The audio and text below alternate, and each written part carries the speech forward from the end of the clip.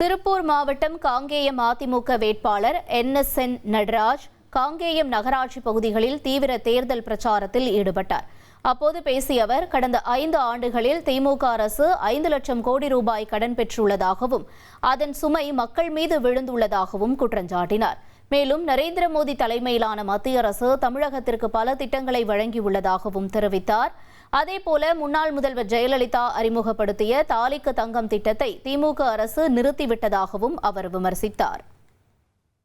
காங்கிரஸில் இருக்கின்ற அனைவரும் சந்திக்கின்ற பொழுது ஒவ்வொருவரும் எழுச்சியாக நம்முடைய எடப்பாடியை முதலமைச்சருக்கு பலருக்கு வித்தியாச விடுதலை செய்வதற்கு வாய்ப்பை கொடுத்துக் கொண்டிருக்கிறார். LPG வாய்க்கால் போன்ற பிரச்சனைகள், PAP பாசனங்கள் எல்லாம் நம்முடைய முதலமைச்சர் கவனத்தில் எடுத்து சென்று விவசாயிகளுக்கு தேவையான அனைத்தும் செய்து கொடுப்பதற்கு நிச்சயமாக உறுதியாக இருக்கும் என்று சொல்லி வெற்றி வாய்ப்பு நம்முடைய காங்கிரஸை பொறுத்தப்பட்டு ஒரு 50,000 வாக்குகளுக்கு மேலே 60,000 வாக்கு வித்தியாசம் வெற்றி என்பது உறுதியாக சொல்லுகிறது. இனி செல்லும் இடமெல்லாம் செய்தி.